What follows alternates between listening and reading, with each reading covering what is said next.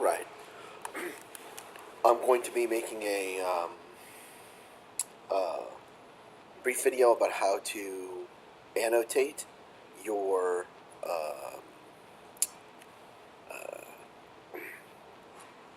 peer edit. I'm going to be making a brief video on how to do a peer edit for a body paragraph. I showed you in class on how to annotate for the introduction, and that was going to be a peer response because we're checking the structure. And what I want you to do today is to peer edit the revised body paragraph. So you've seen this body paragraph before, you made comments, they made fixes, and now you're going to check it for something else. Now we're checking it at the sentence level to make sure it functions the way that a sentence is supposed to, the way the body paragraph is supposed to. So we're going to be going through a series of checks you're going to have to be writing on their paper. This is what the directions look like. I gave them out in class on Monday. Use them now to complete your own check. So let's dive in. So you're going to go to your website and go to your to-dos. I'll have them underneath here as well. I'll grade my final one as well. Here's my test student. Elva was asked to volunteer for this process. Thank you. So what we're going to be checking for is going right down the list, and I'm going to be going back and forth between the two images. So here we're looking for, the first thing is we're going to check the wordiness of the topic sentence.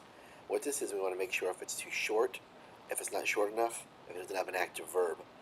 And then the second part is, does it work for the structure of the argument, meaning does it help them set up their either the first half of their thesis or the second half of the thesis for this close reading.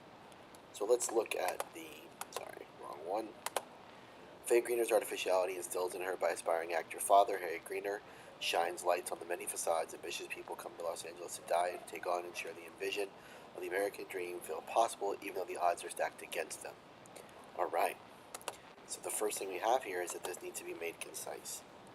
Right, so the first comment is make topic made concise.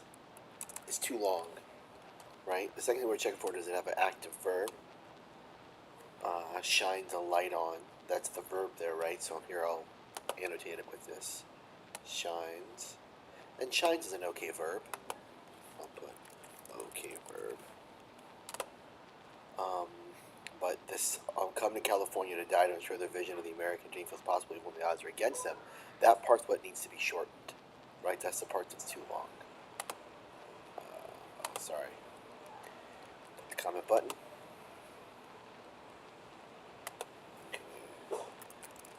So what is too long? Okay. So now I've commented on the topic sentence. It's got all its parts, but it's too long, so she's gonna make it shorter in the fix. The next thing I want to check for is that she has is the embedding. And what I want to see here is a freighted sentence. So I want to see stacks on the subject. You may or may not stack the verb, but then stacks on the object. So I'm going to identify I'm going to label the subject, the verb, and the object of the sentence. Then I'm going to see if there's anything that can be done to fix it if there's a problem with the check. So here it is. It says making it in a big city of dreams meant leaving behind any part of Faye that did not serve her desire to become an actress.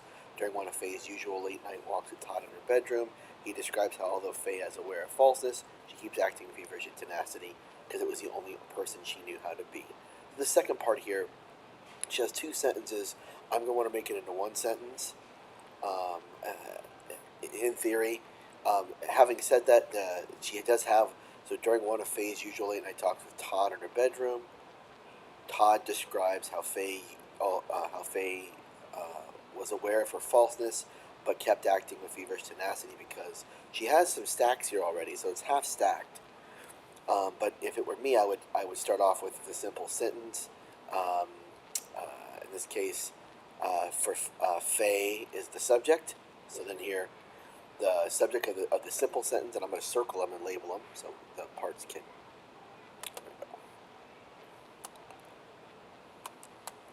That sucked. Let's try that again.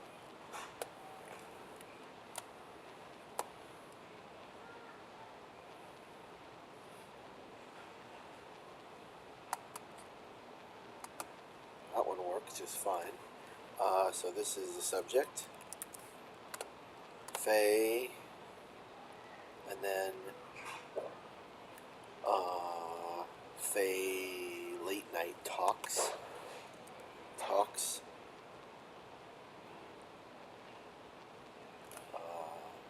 It actually describes as the sentence is actually kind of complicated. This is the subject. This is the verb. So Faye describes an awareness of falseness to Todd. And that's the object.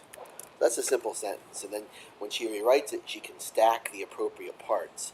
So what that would mean for her would be she would stack what on top of Faye. So Faye, comma, wanting to make it in a big city of dreams.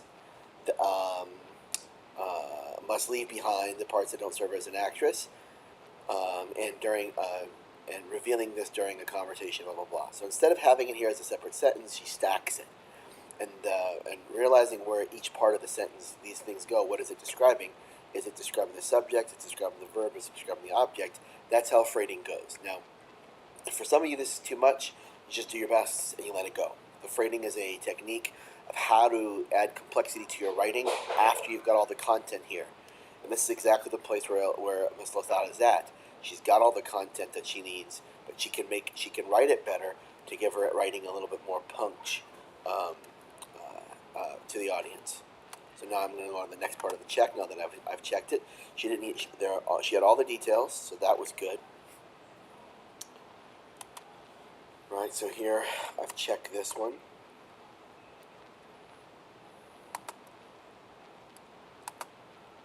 And it's a giant hand now. And now I've checked this one. And now I got to go on to my third check. Right, my third check is check the documentation.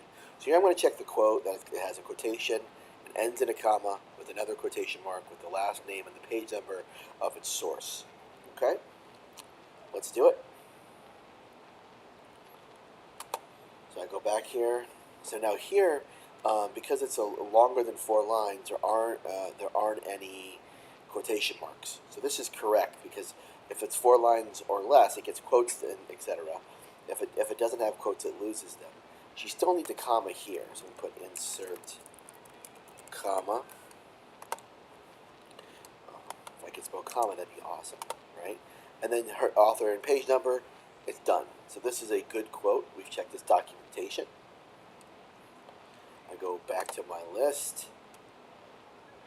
Okay, so we've just completed number 3. All right. Now we've got 4, circle the passive voice. Now for some of you this is going to be a problem, and I'll talk about it in class in more detail when we meet again, but I just want to model what it looks like for the part of view here. Here you circle any form of passive voice. I'm going to highlight it for sake of ease, hopefully.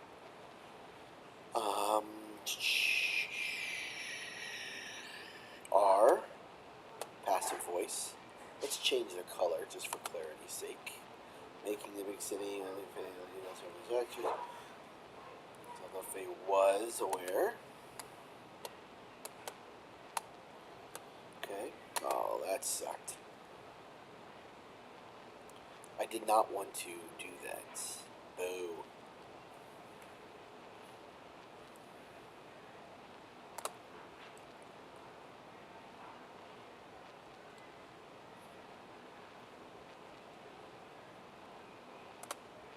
Alright, fixed it. Living the dream. So I've got R and was highlighted because they're the passive voice there. Keep acting. And I'll make sure I got my highlighting tool. Great. To be another passive voice. Okay. Was another passive voice. I can skip the quote because the quote doesn't matter. Todd comparing phase, so it shows over the top. It's it girl, although I'm using it again, I can just hide the passive voice just to get a sense of how much she has in here. And then after I do that, I'm scanning it, and I should have specified. The passive voice is any form of to be. So it's is, are, am, was, were. So here I've got the is, and here it could be simple as